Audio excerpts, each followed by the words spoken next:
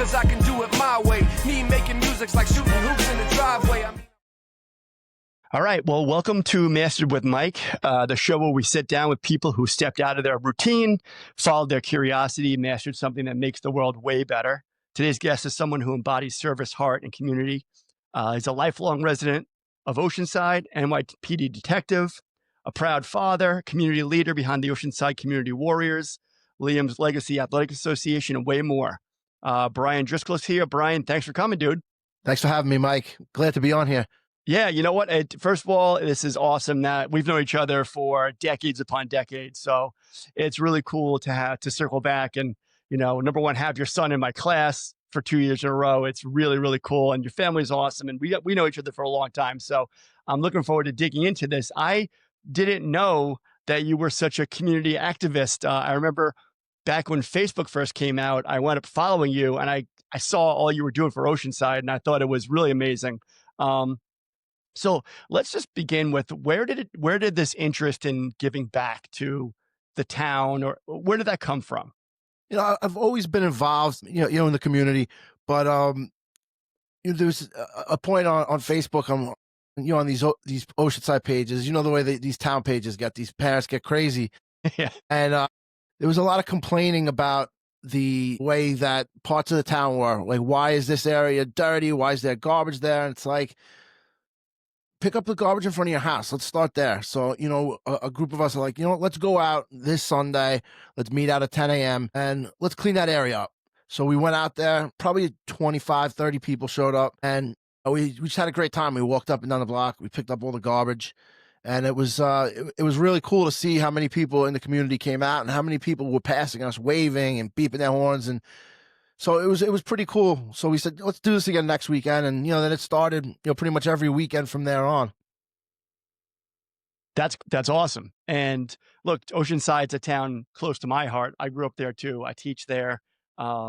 It's a great town that, look, it's an in-between town. You pass through it on the way to Long Beach. It's at least a half an hour from the any exit off the highway. So, but it's a beautiful town, and I want to say that I don't think it's been changing, but we have families like your family that have chosen to stay, have chosen to keep it great. And, truthfully, I see it even in the school districts. Like, your name is out there.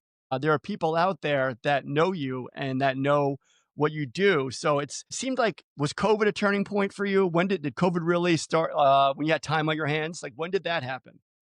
Well, we started I believe it was late 2018. So we had a whole year before COVID. And then once COVID hit, it kind of slowed down a little bit. We'd be out there and then people would be saying, why aren't they wearing masks? We're out and cleaning up in the street, doing a little bit of planting stuff, and people are passing by. There's always negative people and they always got to come out. But, we were still out there during COVID, but, Bell's Bagel and Bialy, a big bagel store, they now do commercial bagels. They started off in Brooklyn, and they have a huge factory in Oceanside, and they reached out and said, we want you to help us. We want to start giving bagels to hospitals, to police precincts, to firehouses. So we took that on with them, and we started dropping bagels off all over Nassau County, into Suffolk, into the city a little bit. So during COVID, we did a lot of that, and my gears changed a little bit towards social media during COVID. I always, with TikTok, I'm like, it's, little girls dancing. Yeah. And then, COVID was like, what are you doing? It's either, as a first responder, I was still working, but, you come home and you can't really go anywhere. So I went out to TikTok and I'm like, oh, this is pretty cool, actually. And the way the algorithms work, like I'm liking police related videos. And then the next thing you know, I'm linked up in a community of law enforcement officers throughout the world, and did a little bit of helping people on social media and fundraising for law enforcement officers, their families, and for just cool people that we've met through social media. That's all. You know what? It's funny. And you're right. Like, the algorithm can sway you in two different directions completely. Yeah. You could go from self-help to the doldrums, the deepest, darkest of society within seconds. So it's good that you stuck with the better of the two. So, just for a moment, talk about your police service. What do you do? Where's your precinct? Give us some insight of how that is. So I started off as a police officer. I started off in the Rockaways in the 100 precinct, and I went into a housing unit. So the way it works in the city is you had before the 90s, it was the New York City Police Department, the Housing Police Department, and Transit Police Department. Housing covered the city housing authority developments, and transit obviously they covered the railroads. So once they merged in 90s in the Rockaways, there was no housing that covered the Rockaways, so the precincts took that on. So when I got Hmm. to the 100 precinct, I joined onto the housing unit.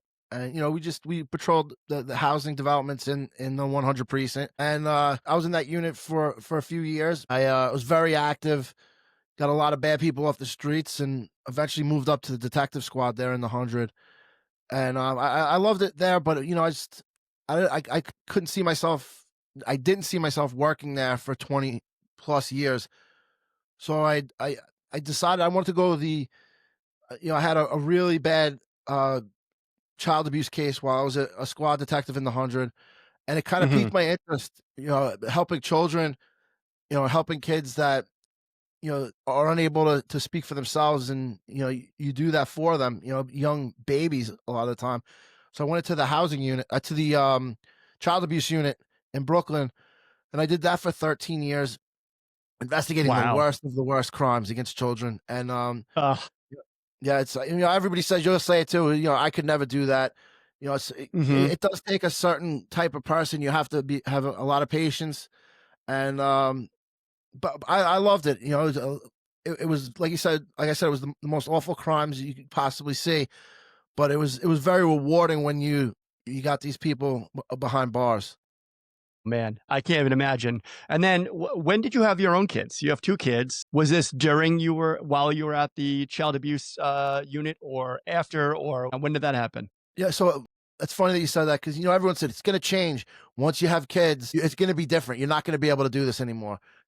And I both of my kids while I was working there, and things that really didn't change, but it definitely gives you a better outlook, though. Because my second child, Declan is in your class.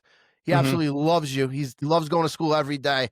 Good. You absolutely definitely make a difference. Teachers do make a difference for kids, and made a huge difference in his life and continue to. But Declan was the first child I had. Then our second child, Liam, Hmm. he has a rare syndrome called ATRX syndrome. So he's non-verbal, non-mobile. He's in a wheelchair, and that's when you kind of start seeing it's like, wow, like I've seen some cases, especially in schools or programs like Liam's, where those kids they don't speak. Yeah. That's when some of these awful crimes happen, and you see that, and that's when you begin to worry. We really have a great team of teachers and therapists and nurses with Liam. I could pretty much say I trust all of them, but it's definitely a different outlook when you do have a child, especially with special needs in that field. Yeah, so well, two things. One thing I want to point out, and I think this is awesome. Yeah, so Declan is in my class, and you have been somewhat of a t-shirt entrepreneur. I've seen a bunch of your t-shirt companies come through. And the other day, and I actually am wearing it right now. If you can see, I'm wearing the Victory Through Kindness t-shirt. And when you're in class and you have kids that are in fifth and sixth grade, and you see a lot of them, like they will buy them $1,000 bikes and they'll get whatever they want. And Declan said to me, I am saving money through my t shirt company to buy a bike. So, look, I don't think there's any better lesson to give a child than work hard, play hard. Like, if you want Absolutely. something, you got to go work for it. I don't think we do that enough with kids these days. So, I totally appreciate that. And I will say your t shirts are comfortable. They're very, very nice. They fit well. They cuff the shoulders and the arm just right. So, I'm a They're fan. perfect, right? If you're not muscular, they make you look muscular. If you are muscular, they make you look super muscular. Exactly, exactly, dude, they're awesome, they're awesome. So, tell me about your t-shirt companies for a bit, like, when did you start doing that? When did that become a side hustle, side gig for you? So again, it started with social media during COVID, uh, and TikTok. I met so many amazing people. One of my closest friends now, Rashawn, he lives in Atlanta. He was always in a t-shirt company and he broke away from his partner. And I said, yo, why don't we start our own thing? So we started Pos Vibes Apparel, you know, Nice. just promoting positivity. And still have a great following, and we're not really selling anything anymore, but we do have a great following still, and amazing people that we're all about spreading positivity through our company. So that's where it started. And then I broke off, and I'm still involved with the Pos Vibes Apparel, but I wanted to start my own thing to do more local stuff. So I Mhm. started Squid City Apparel, and I do a lot of stuff for local teams, restaurants, bars, local businesses, flower shop in town. I do all the merch. I did several bars for them to sell to, people that their patrons and their employees that wear every day. So I wanted to do something like that, and then we broke off, and Declan wanted to do his own thing. So we do that through Squid City Apparel, and it's Victory and Kindness. I love it. And yeah, he wanted to be able to promote, positivity through sports, with positive affirmations and things like that. So we started that up, and Declan sold some shirts already, and he wants to put his money towards a bike. And again, he doesn't need a bike. He just got a Right. brand new bike last year, but he's already has his eyes set on the next bike. Oh man, though, when did those SE bikes become like a thing? Because I know back when we were kids, it was Mongoose, Harrow, and they were not $1,000. No, I think they were like $200. They go Yeah. $189 for like a GT dyno. Yep. Yep. It was like 300 something for the GT Performer. That was like Yeah. the deluxe model. I remember when my kids asked for one, I was like, "Yeah, let's go take a look." I'm like, no, we're not buying, not yet. We'll buy it. We'll buy a used one. We'll go on Facebook Marketplace and get one from somebody else." Dude, I mean, they're awesome bikes. Let's go, but They still, they're are. not worth $1,000. But either way, they look cool, and all the kids want them. My kids are in high school now, and I have 3 SE bikes sitting in my garage because they don't want to ride them anymore. They want to ride the electric scooters, which I will not let them have. Oh, Those those are things are dangerous. super dangerous. Yeah, oh yeah. I think someone just in Oceanside just got really badly hurt on, I don't know if it was an electric bike or an electric scooter, but Those things are awful. yeah, they are. So look, I love that. I love the fact that, you are instilling this work ethic and, using your skills to, give back to local businesses and help them out. And I mean, you're wearing a goat shirt. If people who are listening to this don't know what goat is, I think it's pretty local to like Yeah. New York, Long Island, but this was a complete success story with a couple of guys that started a sticker company, turned into a t-shirt company. Now it's this wildly popular, hyper local t-shirt company with they have their own store in the mall now. So look, that can happen. Goat, you know, just with a little yeah, coat. And they it's dress it amazing. up differently.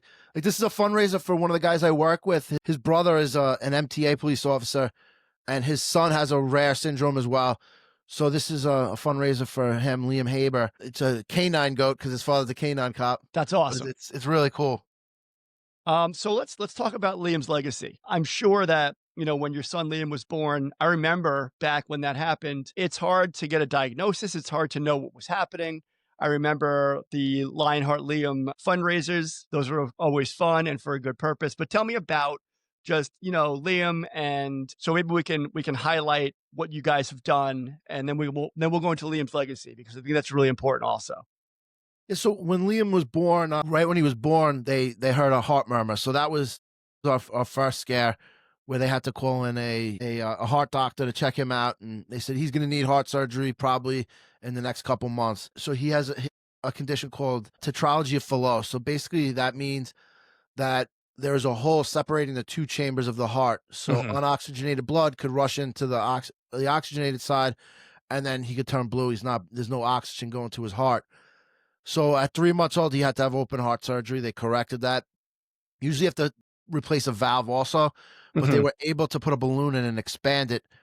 And the valve has been growing with him, so there's no issues with that valve. At first, months were passing, and he's not doing that tummy time that all the kids are Mhm. doing because had this open heart surgery. We're thinking there's there's just delays because of that. And as time went on, he wasn't hitting those milestones. We're getting testing done, genetic testing here in Long Island. There was nothing.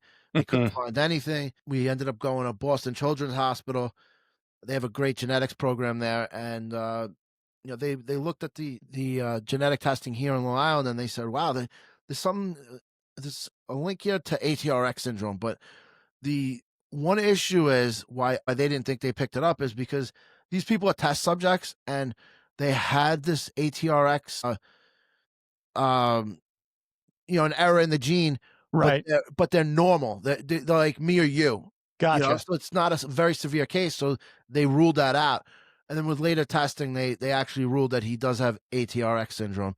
Wow. So yeah, so basically that he's low muscle tone, microcephaly, smaller head. Um, he's not mobile. He's in a wheelchair, not walking, talking. So we had a long road with Liam, but at 3 years old, we finally had an answer. It's always we did everything we could possibly do. There's nothing we could have changed in those Right. 3 years to do anything differently because of that syndrome. We did everything we could do, but it's just a better feeling knowing having Sure. an answer. So Yeah. I mean, that's is it rare? Is there you hear these rare genetic disorders. Obviously, it sounds like it wasn't something that they knew off the bat that it was that. So is it a very rare syndrome or yeah, so there's only 300 people in the world diagnosed with it. So wow. it's a very, very rare, probably underdiagnosed as well because it's so rare. Mhm. If we didn't go to Boston Children's Hospital, we may have never been diagnosed with it. You know what I mean? So it's probably very underdiagnosed as well, but it's still very rare. So tell me about Liam's legacy. It seems like it's a pretty new organization you're starting. I want to hear all about that because it's fascinating to me. I think it's probably one of the biggest things you've started. So let's dig into that for a bit. So now we're going through COVID. We get through COVID, and we've completely changed from where we first started. I mean, we Mhm. still go out there. We do a couple cleanups, but we do more with the parks now. We have Lou Alvarez Park in Oceanside. He was a detective in New York City that got 9/11 illness. He Mhm. was in the bomb squad during 9/11, and he passed away recently. He was a big advocate and pushed to get the 9/11 bill passed, where there was major funding for ill police officers from 9/11. He got that passed, and right after they got that passed, he passed away. So they named this park after him. So I knew Lou, a great guy, community guy. He was a volunteer firefighter in town, and he just everybody knew Lou. So I took a personal, I want to make sure that park always looks good. So we Mhm. go down there twice a year. We do some planting. We do a little cleaning up. We decorate it for the holidays. So if you go past Lou Alvarez Park, you'll see it's lit up real nice. And then we started a flag campaign in town where we have over 100 flags on telephone poles throughout Oceanside. We're up to about 100 of them now. And they're scattered throughout town. If you drive it through Oceanside during the summer, you'll see it. We have them up from Memorial Day until after 9/11, and then we start taking them down. That's awesome. I have to take a look out for that because I see the flags around the lighthouse. Is that you also, or is that Yeah, we do. We take care of the lighthouse. We decorate that, and there's a tree on what's it called? Foxhurst Road. We light that tree up as well. nice? With the help of the Romano family, they're an amazing local family as well. I'm sure a couple of them ran through your classes, so they're really good family. They're very involved with the Warriors as well. Um, Yeah, Mike Romano. Is it Mike Romano we're talking about? Romalo, Romalo. Yep, yep, yeah, yep. they have the tree business in town, so they help us out big time with a lot of our projects. Very involved, so we take care of that. The tree at the lighthouse, and we Mhm. decorate the lighthouse area. And now, I'm involved in the Chamber of Commerce also just because it intertwines. We have, we finally, everybody's been complaining on these pages for years, probably as long as Facebook's been around, people have been complaining, "Why is Oceanside not lit up like these other villages?" And the answer is because 'cause we're not a village, and we don't have the money that the villages have. In most of these villages, it's a village, so it's a Exactly. lot different. We live in a township, the town of Hempstead, which is the largest township in the country. So it's not as easy when you have, I don't know how many towns are in the town of Hempstead, but it's a lot to be able to Right. get something like that happen. But the chamber, we've started campaign to raise money to get these. We have snowflakes up, got some candy canes now. I think we're about 30 of those hanging in Oceanside. People are still complaining that Oceanside's not lit, and they have to be reminded that this is the second year that those things have been lit. I don't know where these people have been living, but They want to complain, Bry. That's what it is. there's That always group is an complaints. echo Doesn't matter chamber. what you do. There's nothing you can do that make anybody happy in this town. But Exactly. we finally have that town lit, which is awesome. It looks great. Where the Warriors are involved in the tree lighting. We have our own a tent there. We're always giving away stuff. That's next Saturday. That's a fun day too. Involved with the chamber. We really blew that event up. It's a really nice event now. It always has been, but we really took it to the next level. That's awesome. Yeah. That's awesome. First of all, I had no idea that you were involved in so many of these things in our town. I mean, that's really where do you find the time? You're Yeah, a dad, a husband, a police officer. Where does the time come from? it's tough. Like I'm involved in a lot of these organizations, and I can't put the time in that I really want to. I'm involved in the Kiwanis. Nice. They do some really great things for the children in the community and children outside the community, sending kids to Camp Kiwanis, which is a really cool thing. I do a podcast with Seth Blau for Nice. Kiwanis, and I do one with Seth with the chamber as well. That's great. It's really awesome interviewing some of these people involved with the Kiwanis and see how great of an organization it is. Yeah, I love Seth Blau for on the school board. I mean, he's great. Yeah, he is. You want to talk about like a good vision and someone that's always had Oceanside's best interest. He's Yeah. one of my favorites. Yeah, he is. Great group of people on that board. A couple new young people involved, which is a great thing as well. Not But, you? You're not there yet? What are you doing? Come no on. I school think board you for should me. get That's on there. that's it. Talking about time. I mean, that takes. I don't know how these guys do it. To be honest with you, it's and people complain about them, and which is awful because they truly do care about this town. Whether they have kids that went through the system, they're not in there anymore. They have Mhm. grandkids in there. They do have the best interest for this town and for the school district. I mean, they really do. They're at every single event, whether it's a school play, a school dance, sporting events. They are at every single event, and they do. I believe they do an absolutely great job for this town. No, I agree. And look, as a teacher that's worked in pretty much every level of education in every school, in every type of spot, they're the a good reason why Oceanside, continues to be a top performing school. Their decisions have really steered us in a good direction. I can't say enough nice things about them. So I've always respected them, and I think that from the teacher side, we feel like, well, at least I feel like they are making the best decisions for the district. And I'm in special ed, so it's kind of one of those in between nebulous positions where a lot of the decisions don't directly affect us. Um, but I do feel like we have all the resources we need. We're supported. They pick great principals. Like I can always say great things about all the principals that they've hired. I've worked for most of them, and they're amazing. So Yeah, they're great. They're great. yeah.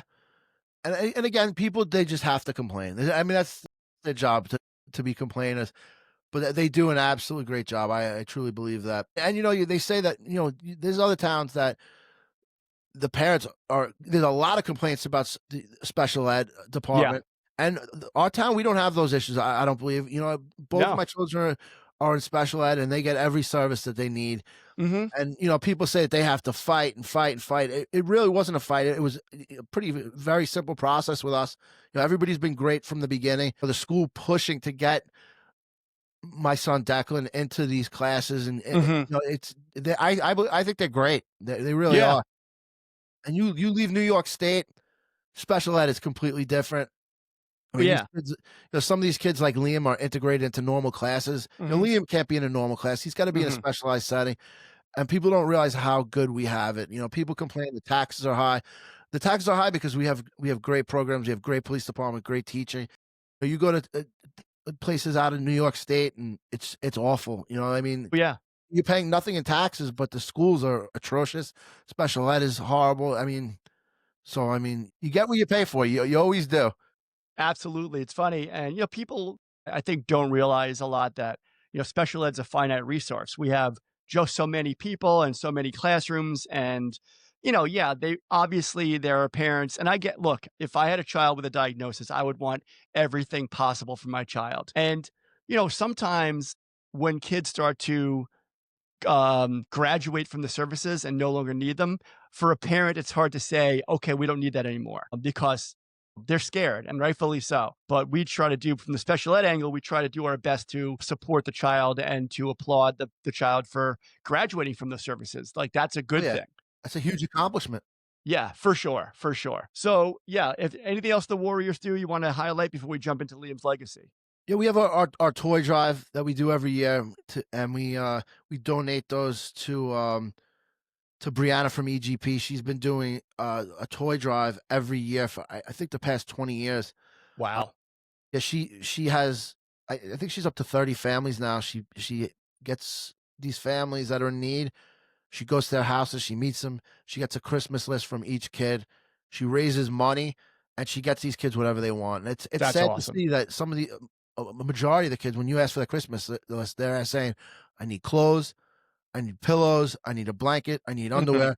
I mean, kids don't realize how good they have it. When they're asking for when Declan wants a $2,000 bike, Yeah, these kids are asking for underwear for Christmas. right.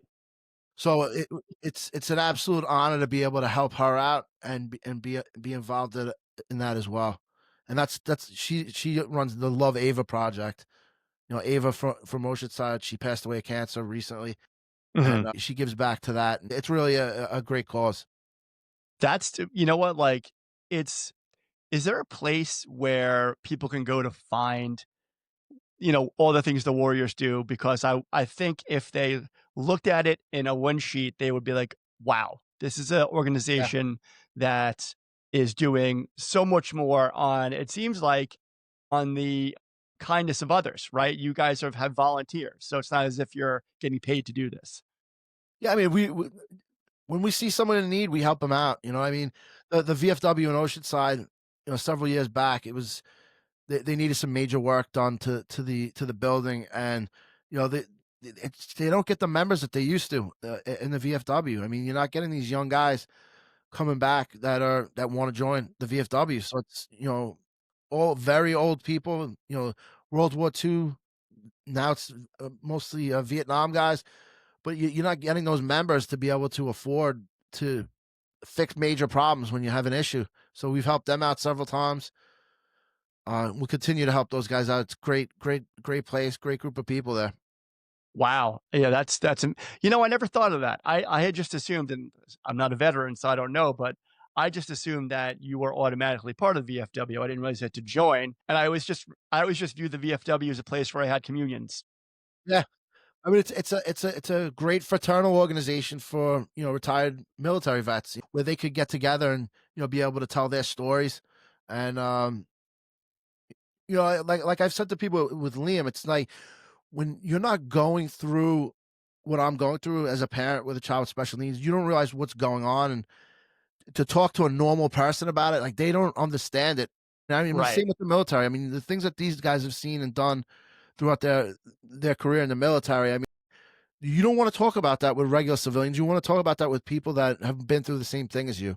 That makes total sense. Yeah. Yeah, I think it's a great organization, and I wish we can get some younger members to join up, and I think it's a huge help. They offer a lot of services for these vets as well. Yeah. Agreed. Agreed. I mean, I think our military membership is down across the board anyway. So it's Yeah, they I always find it kind of cool when, I go to a lot of graduations and, there's always one or two kids that will join the military and they come back as a new man. When I yeah, used to work at Castleton, which is our alternative high school.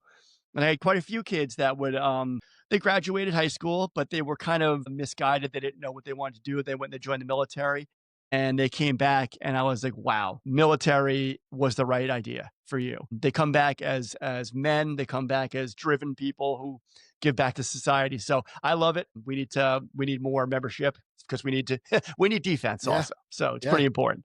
And so a lot of these guys, they learn trades while they're in the military. So I mean, Oh you yeah. get out, you're an iron worker, you're an electrician. I mean, you're going overseas, and you need someone that's able to be able to fix whatever the problem is. I mean, in the Navy, if there's a leak on that boat, there's an electrical issue, there's a computer issue, there's whatever it is. I mean, I have friends that went to Maritime and they have great jobs on these boats. I mean, Oh, yeah. yeah, Oh, yeah. It's funny, I just interviewed a guy who was a high school, teacher at Oceanside, Chris Harkins, who went to SUNY Maritime, and he started a, volleyball organization called LI Surge, which is all around, it's kind of an amazing local volleyball league that, you know, kind of fits the, kind of the local team area where kids don't shouldn't have to travel to Virginia to play volleyball. They do a lot of local tournaments, and so nice. SUNY Maritime, it taught him, the work ethic. So That's let's jump awesome. into Liam's legacy. Tell Yeah. me about this. So, I always wanted to start some kind of foundation in Liam's name to be able to, you know, help children. And again, going back to TikTok, I was invited to a charity fundraiser in Michigan for Miracle League, which is it's basically what I'm trying to do with Liam, but we start our own thing. Miracle League is pretty much just like Liam's thing. It's a special needs baseball league with a field that's got a rubberized surface, rubberized turf, Mhm. um, where there's no boundaries, there's no tripping hazards. It's all flat surface. Every kid's assigned a buddy. So if Liam's up to plate, they'll push him up in his wheelchair. They'll help him hit the ball. They'll wheel him to first base. Every kid gets on base. Every kid scores, and the last kid in the inning gets a grand slam. That's awesome. So when I went to this thing to see the happiness on these children's faces, I was like, "Oh my god, we need this here in the South Shore of Long Island." It was honestly like they call it the Miracle League. It's a miracle to be able to witness this, to see the happiness on these kids' faces, and we need that here. So when I came back, there are a couple leagues similar. There's an organization called the League of Yes. They're out in Mhm. Suffolk, and they also play in Eisenhower Park. So it's very similar to that, but I want to bring it to the South Shore of Long Island. And again, always negativity when I'm bringing it. People like, we have the League of Yes. I'm like, all right, but what I want to do is a little bit different. Right. But I think every town should have it. It shouldn't just be, I shouldn't have to drive to Suffolk to be able to do this. I shouldn't have to drive all the way to the North Shore. Sometimes it's not easy when you have a child with disabilities, getting his wheelchair in the car, getting him ready, getting him in the car, getting him to the, Mhm. then changing him. And it's a lot. I mean, there should be local fields everywhere. So Agreed. I want every kid to be able to have the opportunity to play sports. And we'll start with baseball. So I want to bring this league here, and I kind of want to, so again with Liam, he loves sporting events. He loves lights are flashing, the noise, the cheering. So when we went to the Savannah Banana game this past summer, like Awesome. he was just it was happiness the whole time. Like just I don't even know if he knows what's going on, but just to see what's going on, the lights, and it was incredible. The singing, the dancing. I want to be able to incorporate that into Liam's legacy, where the volunteers are dancing out there a little bit with the kids, having a good time, and kind of like intertwining the two between a Miracle League and Banana Ball. Make it real interesting and fun. That dude, that is amazing. It's funny, they put in I think a few years ago, they put in an adaptive playground over at Eisenhower Park, and it was a big deal, and it took a long time to put in, and it's a shame that it takes forever for these things to happen, I know. right?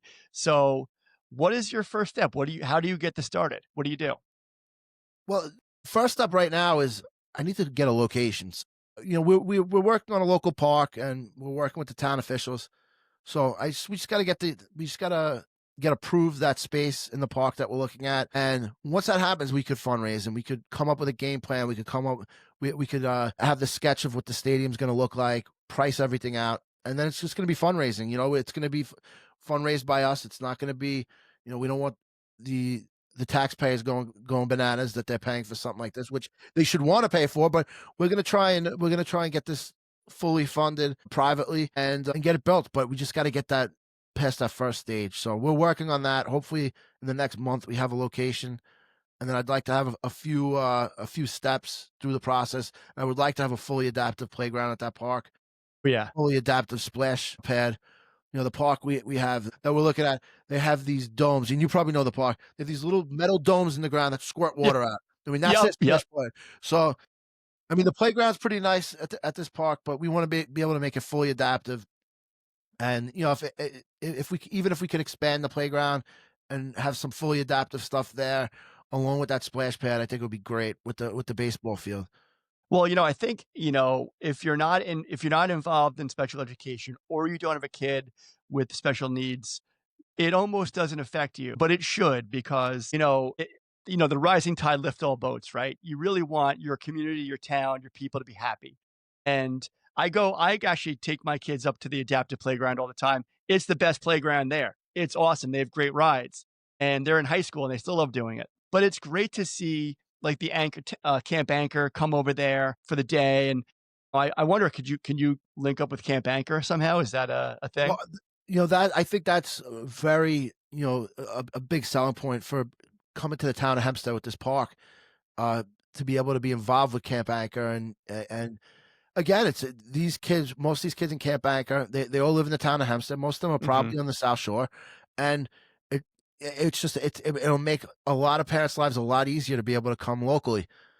And then Absolutely. through the years, Absolutely. hopefully, we can expand this and have these ballparks all over Long Island. Well, so how can people get involved? Where can they donate? Where can they, give me a place where they can go find out how to get involved?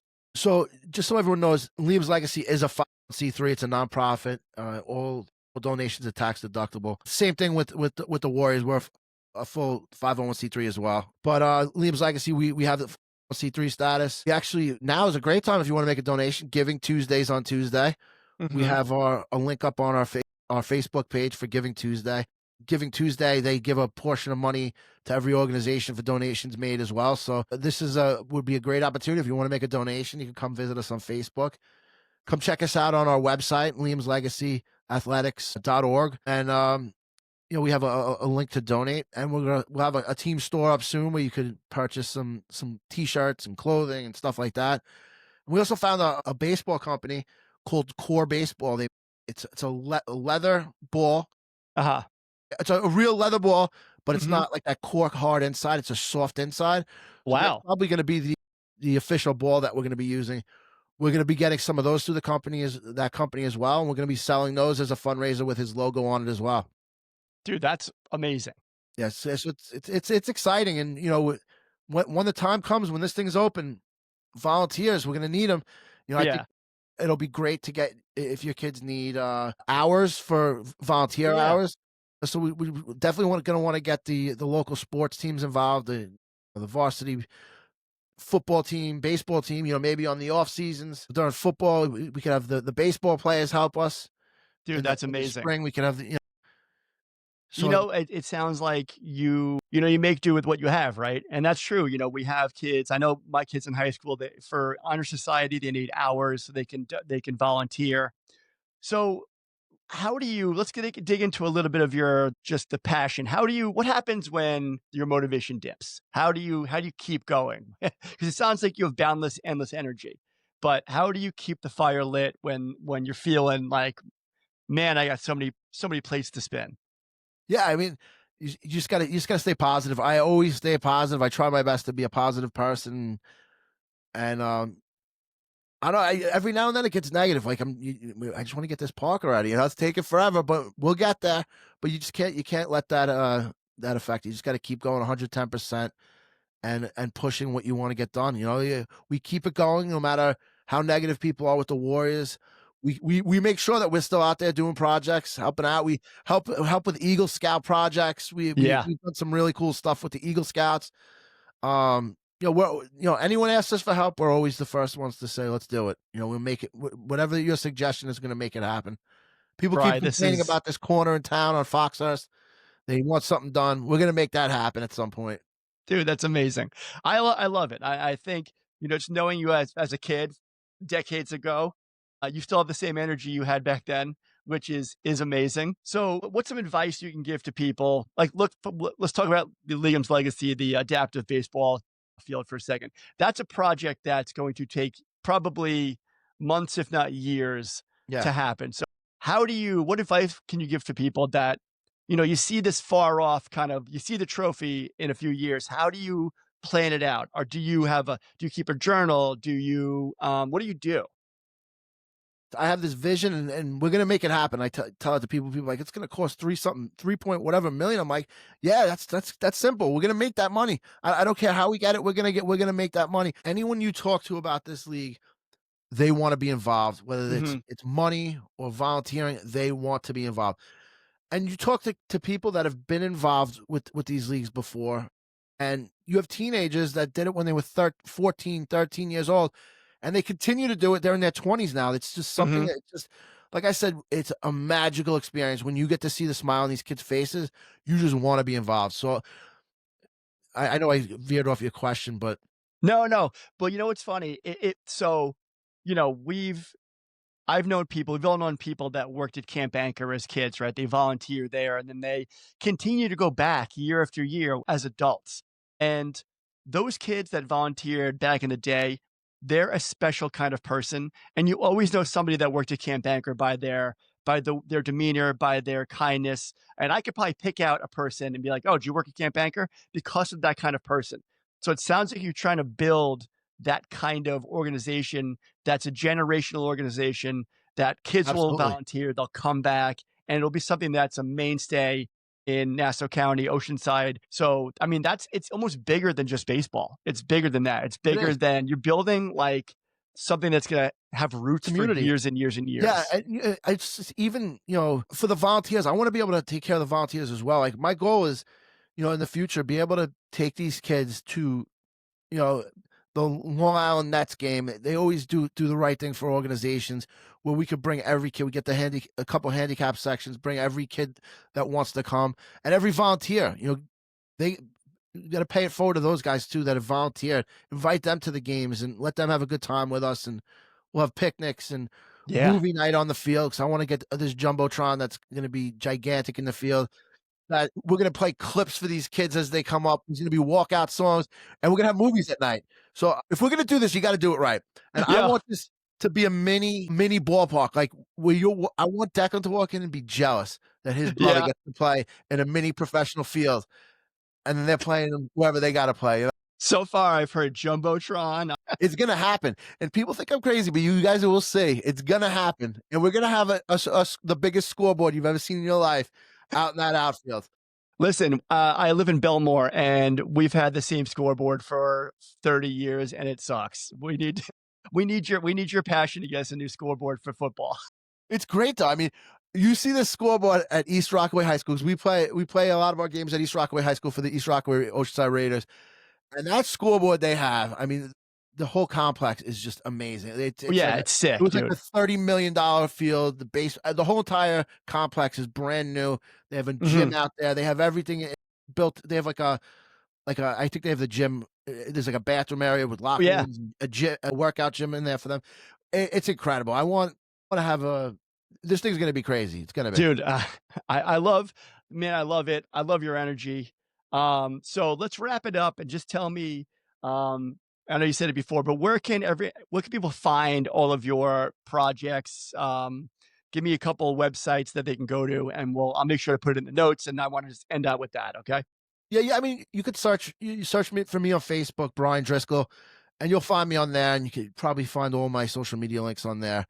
And then Liam's Legacy Athletic Association, which is liamslegacyathletics.org is his Okay. website. We have that on all social media too. I mean, you find one of his social medias, Liam's Legacy Athletics, you'll be able to find the website and everything. Just like Community Warriors, boom, you find us there. Nice. Alright, Just man. search Well, us, listen, you'll find us. you're out there. Is Detective Diddy still out there also, Yeah, or is that's that, that's that's my name on. I think it's still my Instagram and my TikTok. nice, Might have to nice. change that name, but We can see you dancing on TikTok. That'll be great. Well, listen, man, it was a pleasure talking to you. It's a pleasure knowing you for so long and seeing how much you've given back to the town we both grew up in and how much you're continuing to give back to the special needs community, the community at large. You are certainly the right kind of person for the job. And it's been a pleasure talking to you, man. And I'll see you soon. All right. I appreciate it. Thank you, man, for all you do. I mean, you honestly made a huge difference in Declan in school. I mean, he's gotten so much better these past 2 years. It's astonishing. It really is, and I appreciate that. We do. He's a great kid. Thank you. All right, brother. I'll talk to you soon, man. Okay. All right, Mike. Thank you. Later.